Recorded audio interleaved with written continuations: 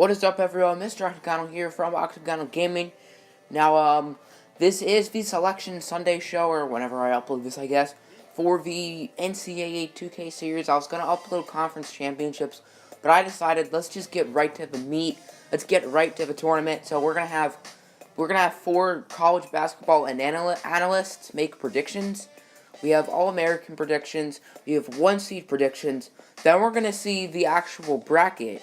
Then we're going to have them have Final Four predictions, and then we're going to look at the first 4 and Final 4 out. So let's just get right into it.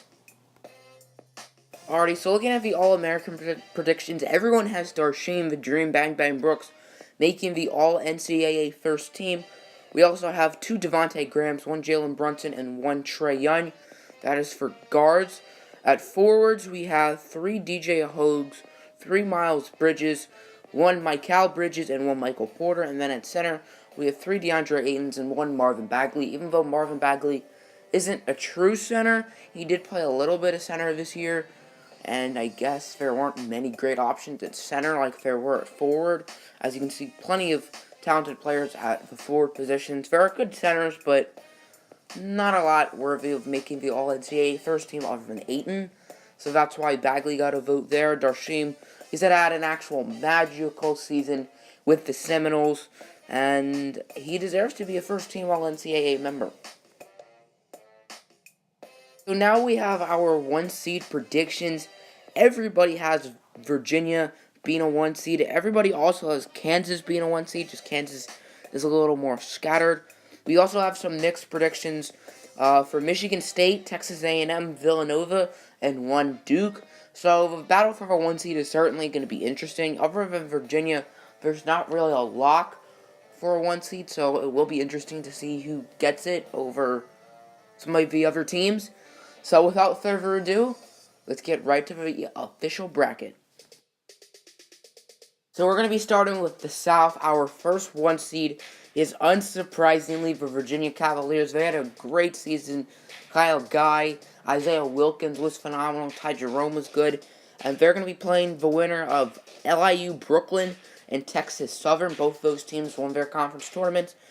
And we also have 8-seed Kansas State taking on the 9-seed Rhode Island. Dean Wade, Xavier Sneed of the Big 12 taking on the Rhode Island Rams of the American 10.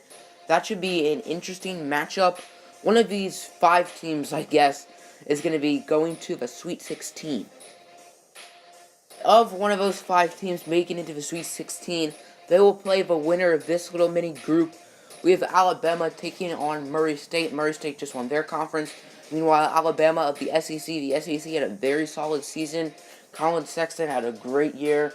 I'm very surprised he didn't get any votes for first-team All-NCAA.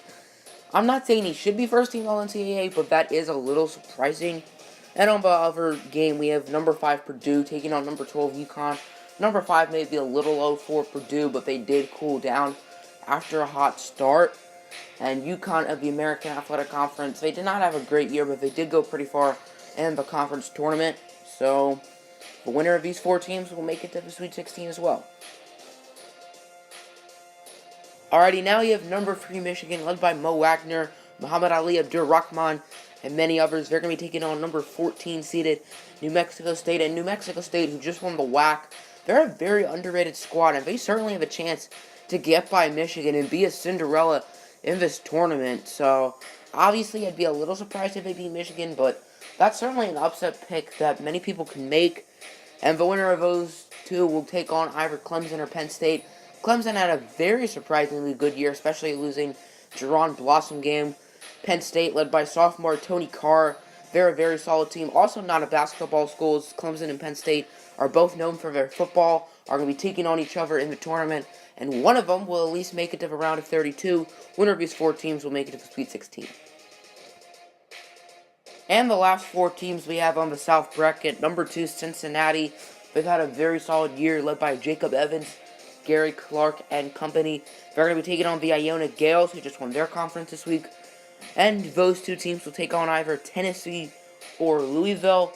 Louisville is on the brink of making the tournament, and especially with the scandal, it's debatably a little surprising that they did make it. They're going to be taking on the 7th seeded Tennessee Volunteers of the SEC Conference. Winner of these 4 teams will advance to the Sweet 16, and all 16 teams that we went over, one of them will advance to the Final Four in San Antonio. The second 1 seed we have is the Michigan State Spartans. They are the 1 seed for the Eastern region, and they're going to be taking on the North Carolina A&T. They're a very talented team, but I don't really see Michigan losing. And the winner of those 2 will take on either Creighton or Houston. I think that should be a really fun matchup. 2 pretty even teams. Rob Graham, the Cougars, taking on Kyrie Thomas and the Creighton Blue Jays. I'm excited to see who wins that game. I think Michigan State, it's hard to beat, but who knows? Creighton or Houston could beat them. Alrighty, now we have the 4-seeded Texas Tech Red Raiders, led by Keenan Evans and the gang. They're going to be taking on Bucknell, and the winner of that one will take on Trey Young and the Sooners or Western Kentucky. Bucknell and Western Kentucky, either of them could win their game. Both of them are sleepers against 2 very talented Big 12 teams. Obviously, Texas Tech and Oklahoma are more talented, but Western Kentucky, who just won the Conference USA, and Bucknell, who just won the Patriot League, I believe, they are 2 very underrated teams that could make some noise in this tournament. Already, the North Carolina Tar Heels, last year's national champions, they're going to be a 3 seed, taking on number 14 Georgia State of the Sun Belt. Georgia State's a very underrated team, and they certainly have a chance in this game. When they were a 14 seed like 2 or 3 years ago, they did upset Baylor. R.J. Hunter had a great game for the Panthers. R.J. Hunter ended up being a first-round pick, and he did absolutely nothing in the NBA. And the winner of that one will take on either Auburn, led by Bruce Pearl, Anthony McLemore, and the Auburn Tigers, or the winner of Notre Dame and Utah. The first 4 games, the first one was LIU, Brooklyn, and Texas Southern. The first 4 games, by the way, will be next episode. But Notre Dame, Utah, I think that's a pretty evenly matched game, and I'm excited to see who wins. And last but not least, in the Eastern bracket, we have Arizona as the 2 seed. Arizona is very deserving of this spot.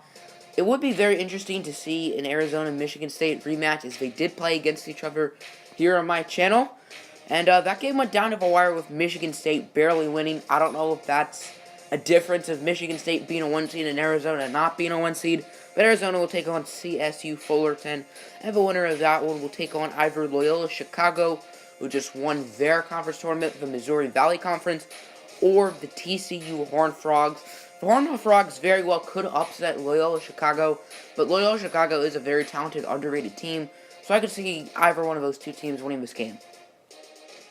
Now we have the Midwest bracket, and our third number 1 seed is the Kansas Jayhawks. They are Big 12 regular season champs for the 14th straight year, and they also won their conference tournament, led by Devontae Graham, Sviatoslav Mikhailuk, Udoka Azubuike, and Malik Newman.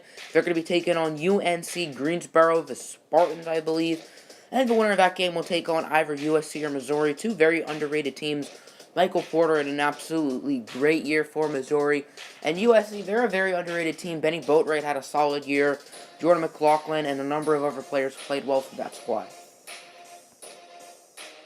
Gonzaga, who was the runner-up last year in the tournament, they made the championship but ended up losing. They are now going to be a 4 seed, and they're going to be taking on Wright State, who won the Horizon League, I believe. I think it's for Horizon League.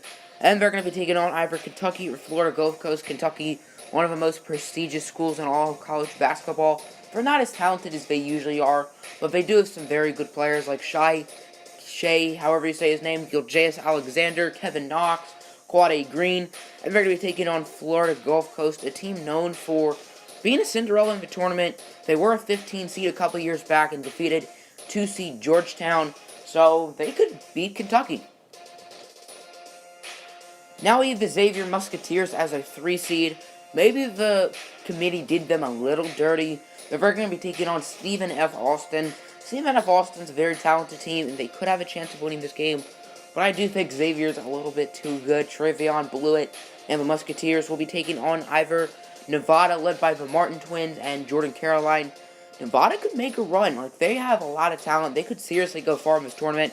They're going to be taking on either Oregon or Illinois, the winner of that first 4 game. As Illinois, they had a very good conference tournament, making it to the conference championship. but they didn't have a great regular season, going 18-16, about 500 in conference play. So I do think Oregon will be heavy favorites, but who knows? Illinois could win that game. The last four teams in Midwestern bracket, we have the Duke Blue Devils, another very historic program, taking on the Hofstra Pride. We have Kansas, Kentucky, and Duke in the same bracket. That is pretty crazy. Marvin Bagley, Wendell Carter, and company, they should get Hofstra easily, but who knows? Hofstra could have an upset for the ages. And they're going to be taking on either Florida State, led by Darshim the Dream Bang Bang Brooks. Florida State is a 7 seed, and they're going to be taking on the Providence Friars at a 10 seed. So that should be a very interesting game. The final 1 seed and the 1 seed for the Western bracket is going to be the Villanova Wildcats. They just won the national championship 2 seasons ago in 2016, mainly because of an insane buzzer beater by Chris Jenkins against North Carolina. That was a crazy game. Last season, they were a 1 seed, but lost in the second round to Wisconsin. They're going to be taking on either the America East champions, the UMBC Retrievers, or the Northern Arizona Lumberjacks. NAU just won 12 games this year, but they somehow, someway won their conference tournament. They still have to earn their way in a first 4 game. And the winner of that one, probably Villanova, will be taking on either Miami or St. Mary's. Miami, they're a very talented squad. Lonnie Walker, Bruce Brown, and they're going to be taking on Jock Landale and the Gales. I think that game could be 50-50. I expect Villanova to make it to the Sweet 16, but who knows? Miami or St. Mary's or even UMBC or NAU could surprise them. Wichita State, in their first year, I believe, in the American Athletic Conference, they're going to be a 4 seed, and they're going to be taking on the Harvard Crimson. Not really a historic basketball school, but very smart school. I bet Harvard could outsmart Wichita State. I'm not calling Wichita State dumb. Harvard and those Ivy League teams were very good back in the day. I know Penn has a few national championships. Same with Yale. And the winner of that game will be taking on either Seton Hall or SMU. Angel Delgado, Kadeem Carrington, and the Pirates are going to be taking on an interesting team in SMU led by Shake Milton. SMU has talent, but be a little surprised if they did get out of that game.